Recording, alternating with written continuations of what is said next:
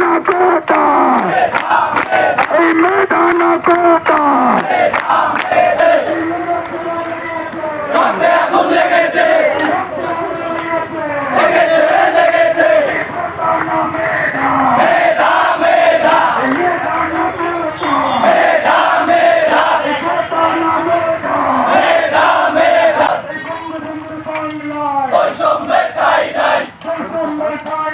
বঙ্গবন্ধুর বাংলায় আমার সোনার বাংলা বৈষম্যের ঠাঁই নাই, বৈষম্যের ঠাঁই নাই। আমার সোনার বাংলায় মেধাদার মেধাদার বৈষম্যের ঠাঁই নাই, বৈষম্যের ঠাঁই নাই। বঙ্গবন্ধুর বাংলায় এই আমার সোনার বাংলা বৈষম্যের ঠাঁই নাই, বৈষম্যের ঠাঁই নাই। আমার সোনার বাংলায় আপনারা দেখেছেন এই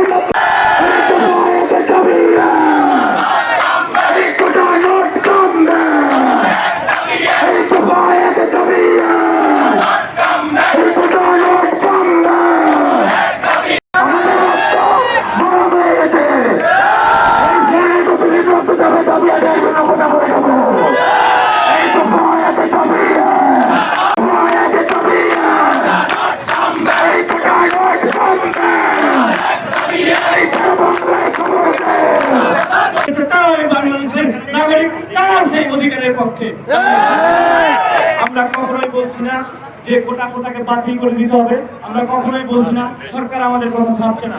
সরকার আমাদের কথা ভেবেছে বলে 18 সালে আমাদের পক্ষে রায় দিয়েছিল, কিন্তু কোনো একটি ত্রুটি থাকার কারণে সেই রায়টি আজকে আবার করা মেধানা কোথায়?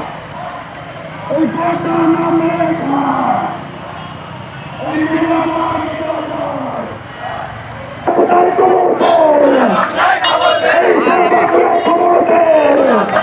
আগুন লেগেছে,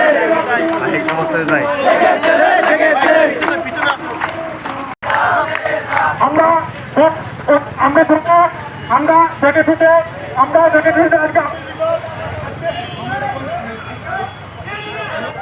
সন্তানদের তাদের মেয়েদের ভবিষ্যৎ অন্ধকারের দিকে যেতে দেওয়া যাবে না, কারণ রাষ্ট্র যেহেতু আমাদের সেটা সংস্কারের দায়িত্ব আমাদের।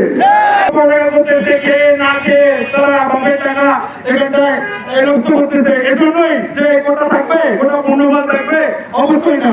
আমরা চাই এই কোটাকে সংস্কার করে 5%-এর নিচে নামিয়ে এসে যেন আমাদের এই অভিশাপ থেকে মুক্ত দেওয়া হয়। আমরা চাই আগামীতে আমাদের ভবিষ্যৎ প্রজন্ম যেন তারা অন্ধকারের মধ্যে ঢুকে না যায়, আমাদের কথা চিন্তা করে এবং আমাদের ভবিষ্যৎ প্রজন্মের কথা চিন্তা করে আমরা চাই এই কোটা অতি দ্রুত সংস্কার হোক।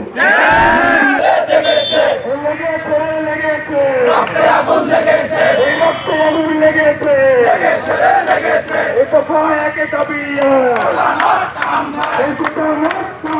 বাংলায় এই আমার সোনার বাংলায় এই বৈষম্যের ঠাঁই নাই।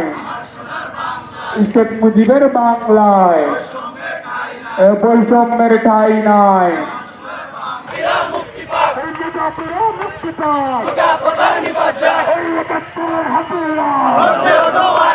বিভিন্ন ধরনের কথা বলেছে যে আমরা এই গোটা আন্দোলনের নামে গোটা সংস্কারের নামে আমরা রাস্তা ফোন করে হয়তো জনসাধারণের দুর্ভোগ তৈরি করতেছি। আসলে এখানটায় আপনারা জানেন গোটা বাংলাদেশে আজ পর্যন্ত যে সমাজ লেগেছে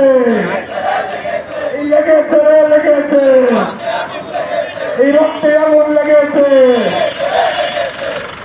আমরা গণপরিষদ তৈরি করতে চাচ্ছি না। বাতিল হলো তারই বিরুদ্ধে আমাদের আন্দোলন। এই আন্দোলন আমরা হাজী মোহাম্মদ গানের বিশ্ববিদ্যালয় সারা দেশের নেই, সারা দেশে প্রতিটি বিশ্ববিদ্যালয়ের সব সম্পত্তির মালিক সে ওই বড় ভাই,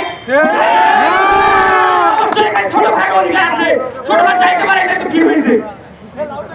ঠিক আছে মানলাম এই দেশটা হয় ওইরকম বাপের সম্পত্তি না, কিন্তু দেশে আমাদের সবার অধিকার আছে, এই দেশে সবার অধিকার আছে।